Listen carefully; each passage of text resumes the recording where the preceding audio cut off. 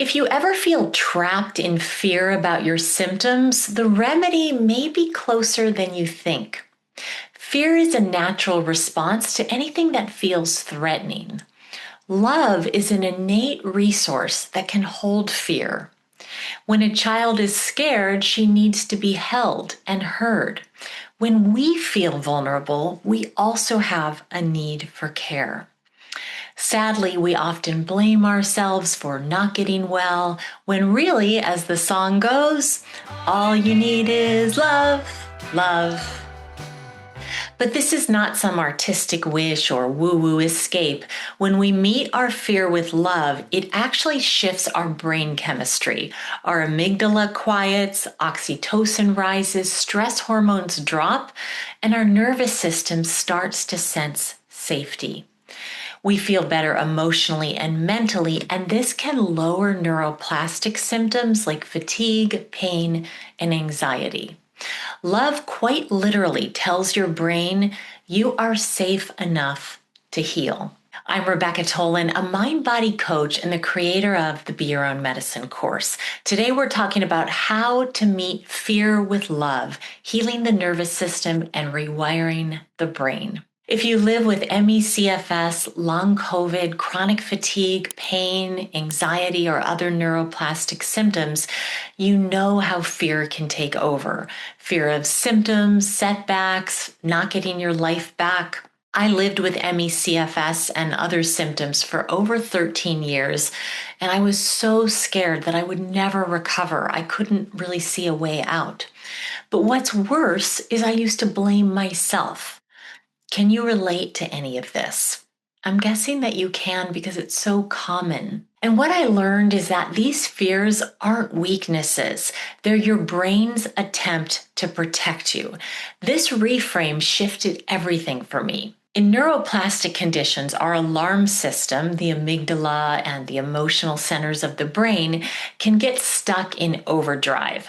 The body's sensations like exhaustion or dizziness aren't proof of damage with neuroplastic symptoms. They're messages of protection. Your brain is saying, I'm trying to warn you that something feels unsafe right now. And here's the paradox. The more we fear our symptoms, the stronger they can get. This is what we call the fear symptom cycle. It's like that child who we're ignoring that just cries louder and louder for attention. The way I see it, healing from neuroplastic conditions is less about fighting the sensations or even fighting our fear, and more about retraining our brain to feel safe again. As so many have said throughout time, love is the most healing force there is. Dr. Larry Dossey wrote, "The power of love to change bodies is legendary, built into folklore, common sense, and everyday experience. Love moves the flesh. It pushes matter around. Throughout history, tender loving care has uniformly been recognized as a valuable element in healing." And what I want you to know, my friend, is you can offer this love and compassion to yourself too. As I developed this skill, which took practice, it changed my entire trajectory. I see love as our natural state and fear as a response to threat. They create different biochemistry in our bodies. But we could also look at fear and love as two distinct states of our nervous system. Fear contracts, it tightens muscles, speeds up our heart, and narrows our attention. It's priming us to escape or fight off a threat. And when we can't do either of those, we go into freeze. Love, on the other hand, expands. It softens our body, slows our breath, and opens our awareness. It's priming us for connection. Neuroscience shows that when we're in fear, our amygdala sends danger signals, literally flooding our body with stress hormones like cortisol and adrenaline. But when we cultivate compassion for ourselves and for the sensations we feel in our body, our vagus nerve activates the parasympathetic system. That's the rest and restore state where our body can repair. So when we meet fear with love, we're not just thinking positive thoughts, We're literally changing our biology. Okay, here's a metaphor. You're the ocean, vast, deep, and boundless, and fear is just a wave moving through that ocean. When fear rises, it can look big, maybe even daunting, but it's made of the same water. It's part of you. It's just energy in motion passing through you. So you don't have to fight the wave or push it away. You can be that open space that holds it. And as you do, that wave of emotion begins to soften, integrate, and rest back into the whole. That's what I mean by meeting fear with love. So we know that it's futile to fight the ocean, but instead you can expand into a capacity that's already inside you, your innate ability to empathize and nurture, and you're just turning that to yourself.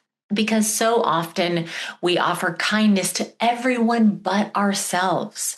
But I'm inviting you right now to include yourself in that circle of compassion. And this starts with acknowledging your very real suffering and offering whatever response you would give to a dear friend.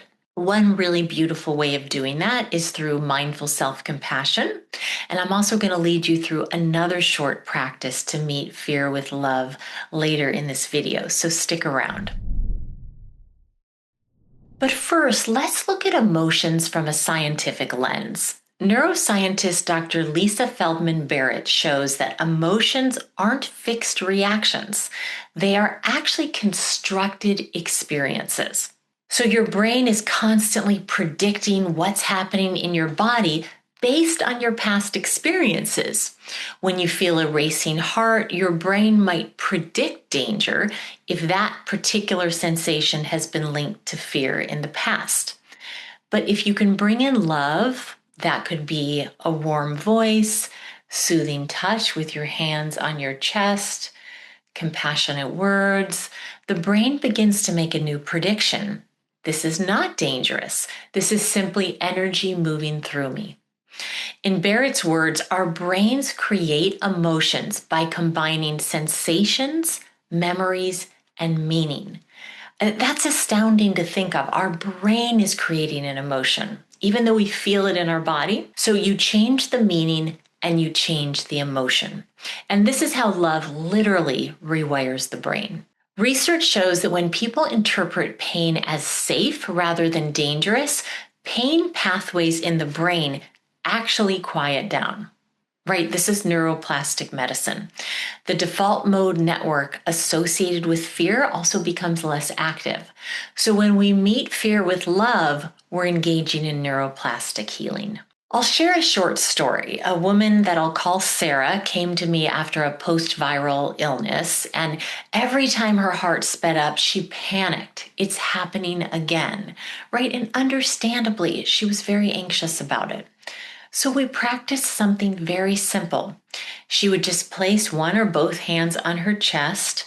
She would breathe into the fluttering sensation and whisper, "It's okay, sweetheart. I'm here." And she did this again and again. At first, her brain didn't believe it, but over time, it started shifting. These fluttering sensations didn't vanish overnight, but her fear response turned down very quickly. And one day she said to me, "I still feel the fluttering occasionally, but it doesn't scare me anymore."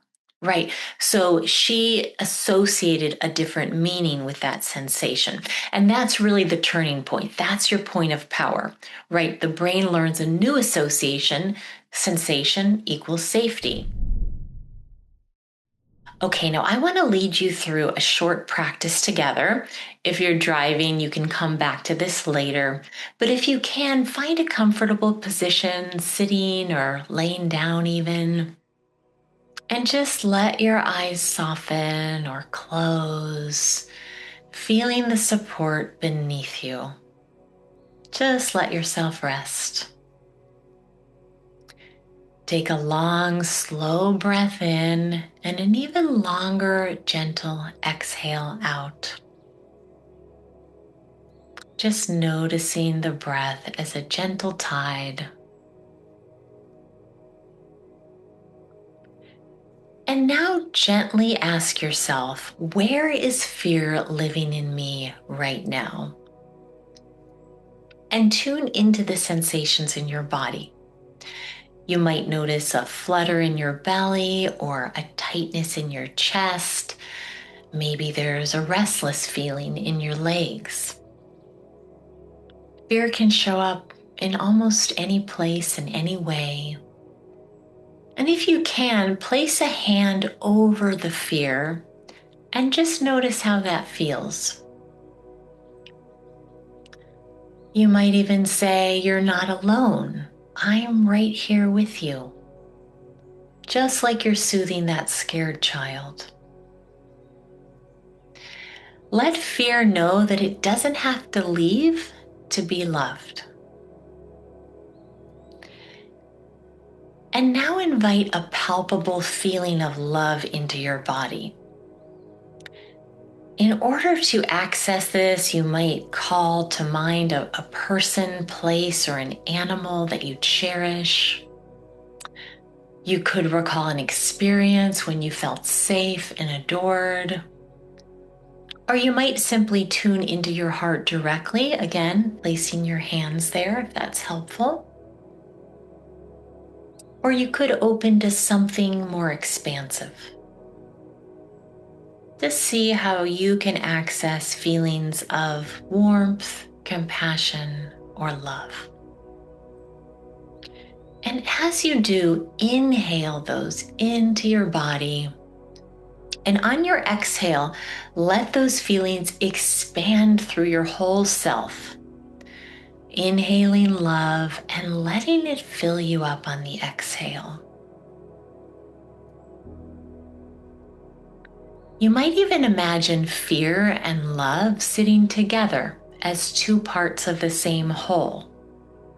Fear says, "I'm scared," and love replies, "I'm here."